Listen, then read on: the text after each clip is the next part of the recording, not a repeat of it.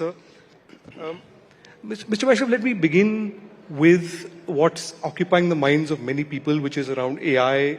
There's a huge debate around AI around the world with around deep tech. You have said that our foundational AI model for India will be ready in, say, next 5 or 6 months.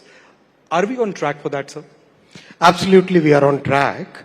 See, if you look at the talent concentration that we have in our country, among the highest talent nations is India.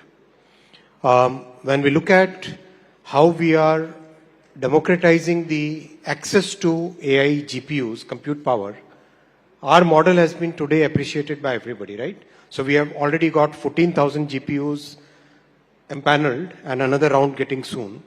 So combine these two, the talent as well as the compute power which is available for many people to use, this has given us a very good edge to our developers and our startups, and it's going very well.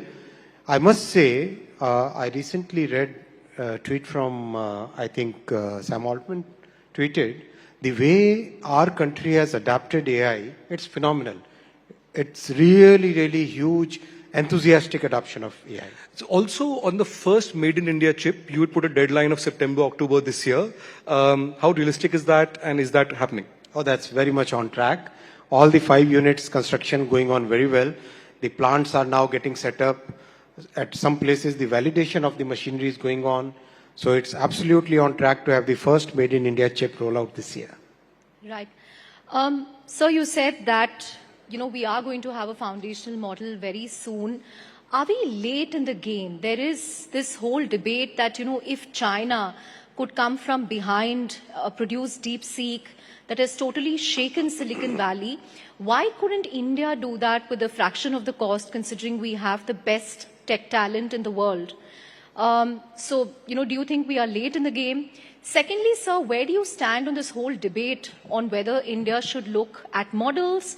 Should India look at use cases? Because Nandan Nilekani has often said, let the big boys in the valley spend all the money. We will build the best AI applications on top of it.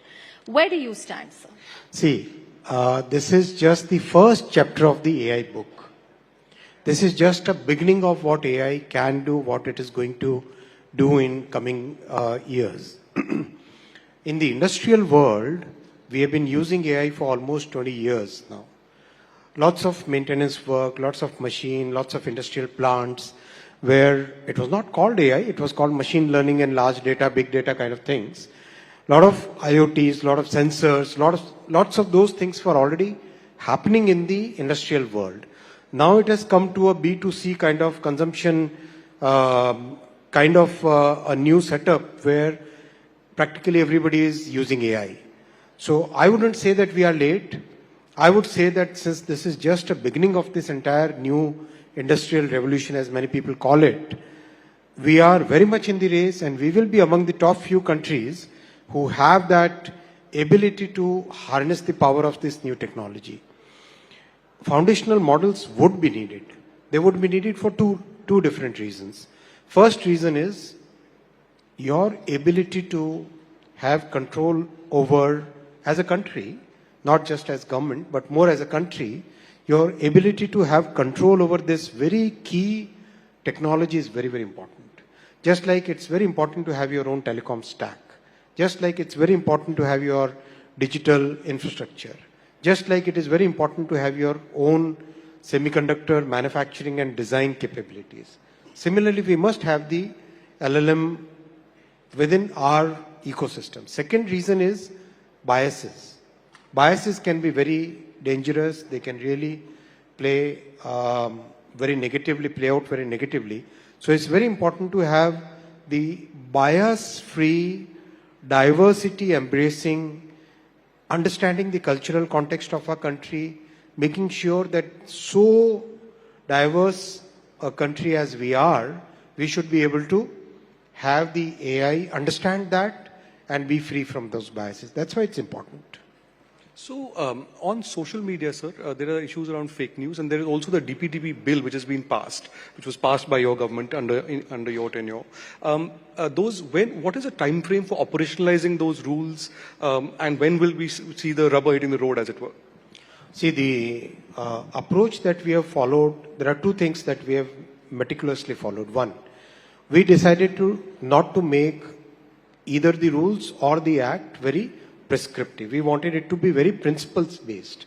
Now that's a very different approach from what the Western governments took, that approach. Their approach was very prescriptive, identifying the number of hours and all that kind of stuff, right? So we wanted it to be very principles based. Same thought process we are following in the rules. The second thing that we always followed was we wanted the entire process to be very consultative. And because of that consultative process, for example, when we were drafting the law, I think we had more than 35,000 inputs from various stakeholders, and we used all those inputs to finally draft our bill. Same process we are following now.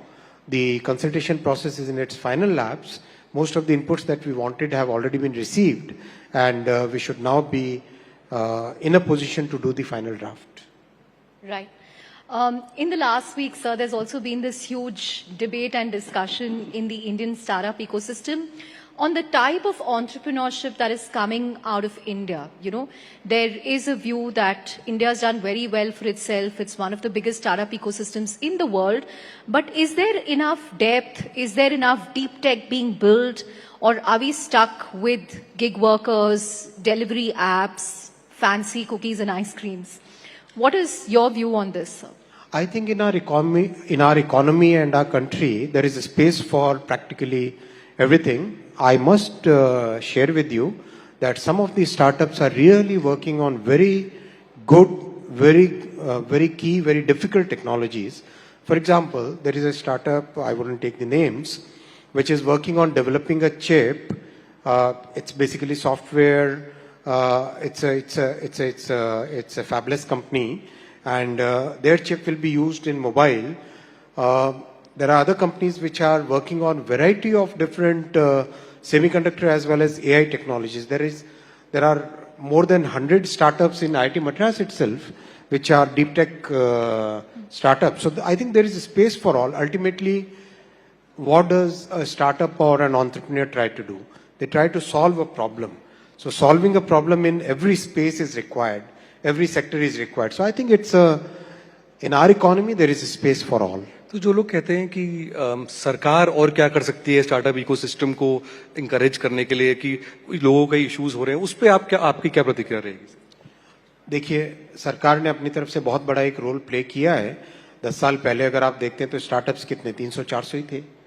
आज 1.5 लाख से ज्यादा है.